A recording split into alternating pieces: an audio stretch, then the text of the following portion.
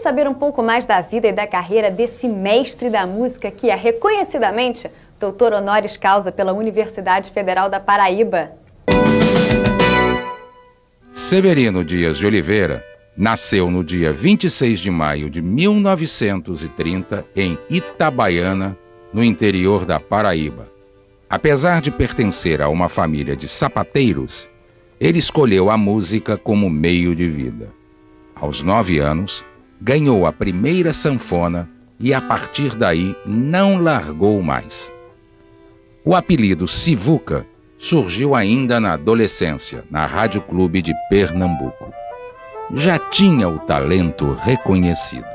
5 anos depois, compôs o primeiro grande sucesso, Adeus Maria Fulô. Daí para a carreira internacional foi um pulo.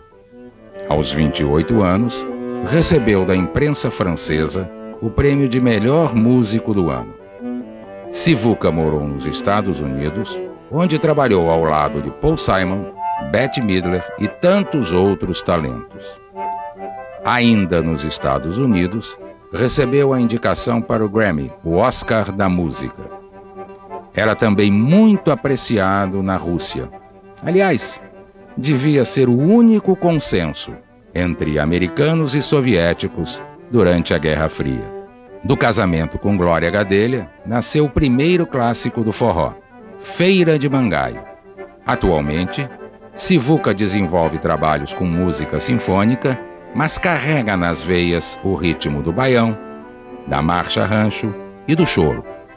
Na verdade, porque Sivuca nunca deixou de ser o simples brasileiro Severino Dias de Oliveira, pai de uma filha e avô de 3 netos. Sivuca, doutor honoris causa pela Universidade Federal da Paraíba. Além de ser um reconhecimento do público, é também um reconhecimento acadêmico. Deve ser uma grande honra. E para mim, não? Realmente é uma grande honra. Foi um marco na minha trajetória cultural. Quer dizer, em recebendo esse título, eu me senti assim, mais do que realizado. Achei que o caminho foi árduo, mas foi altamente compensador. Com certeza. A carreira profissional começou realmente em novembro de 1945, quando eu cheguei lá na Rádio Clube de Pernambuco. Sivuca, eu sei que você adora contar a história e conta muito bem. Você lembra de detalhes assim impressionantes, né? Coisas bobas que a gente até esquece. É, me lembro, sim. E eu li uma declaração sua, deixa eu até achar aqui, peraí, que eu fiquei impressionada justamente pelos detalhes impressionantes, que diz o seguinte, eu vou ler para você. Meu pai chegou em casa às 13h30 do dia 13 de julho de 1939 com uma panela cheia de mangaba, um gatinho amarelo no bolso do casaco. Exato. E uma sanfona na mão. Foi aí que tudo começou, Sivuca? Como é que foi isso? Você se lembra desse dia? Era uma terça-feira, que era do dia de feira lá em Itabaiana, né? O meu pai, nós já lidávamos com música, mas tocando era harmônica de boca, né? Eu e meu irmão, o Gersino. E nessa terça-feira, que era véspera de Santo Antônio, o velho veio da feira um pouco alegre, naturalmente, e trouxe uma panela nova, cheia de mangaba, um gatinho amarelo e a sanfona. Isso eu nunca esqueço, essa hora. Foi mais ou menos 1h30, 2 horas da tarde, quando ele voltava. E, aliás, a sanfona nem era para mim, era para meu irmão, mais velho. Você acabou? Né? Eu acabei começando a tocar, e aí minha mãe foi quem arrumou a situação. Meu irmão era ciumento, não gostava que as crianças pegassem no instrumento. E o meu irmão me flagrou tocando e ela disse, não, ele está tocando direito e vai continuar tocando junto com você. E não deu outra. Fizemos uma dupla por muito tempo. Ele tocava tamborim e eu tocava sanfona. E aí quando eu cansava, eu ia para o tamborim e ele ia para a sanfona. Ele me botava no quadro da bicicleta, a sanfona no bagageiro e nós íamos fazer os bailes lá nos arredores.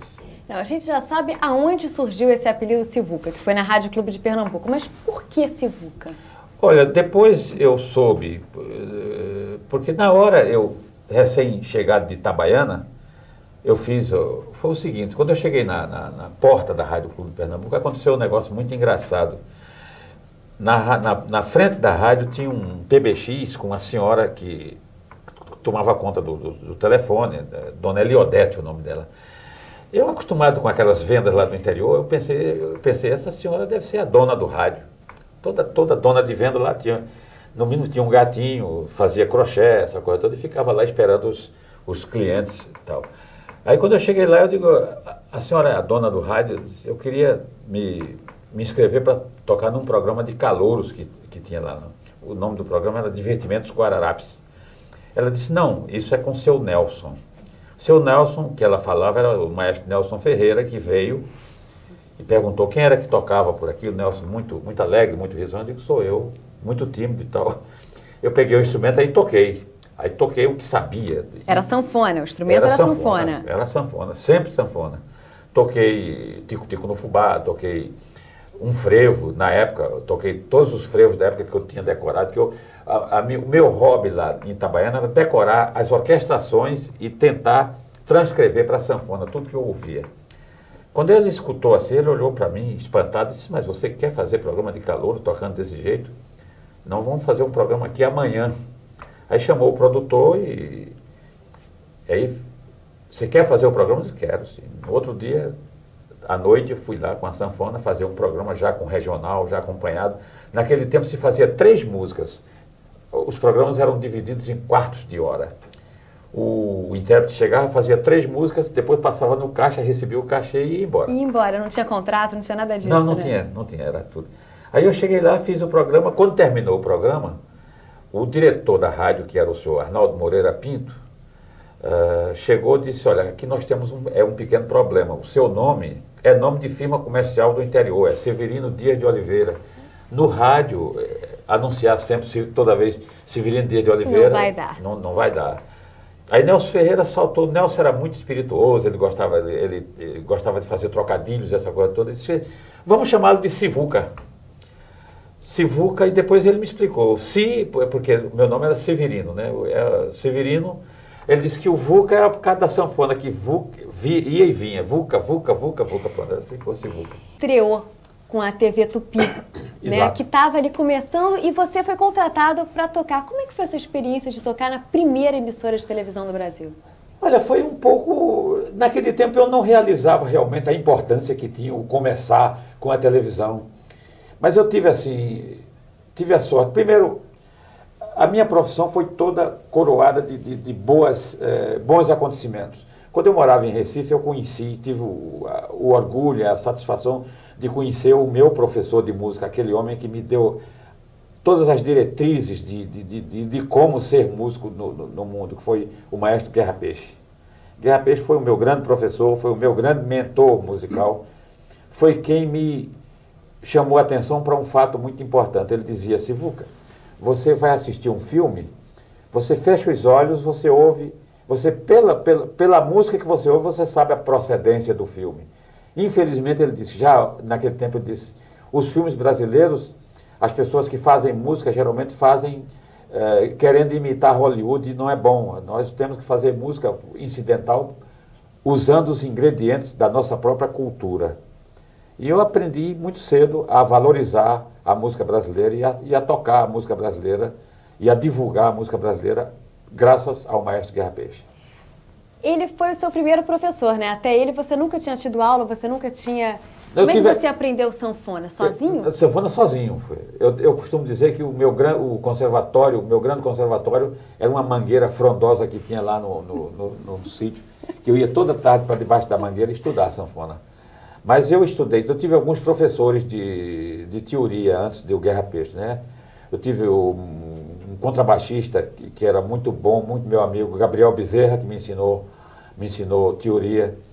Tive Lorival de Oliveira, que era o primeiro clarinetista da Sinfônica lá em Recife, que me ensinou também teoria.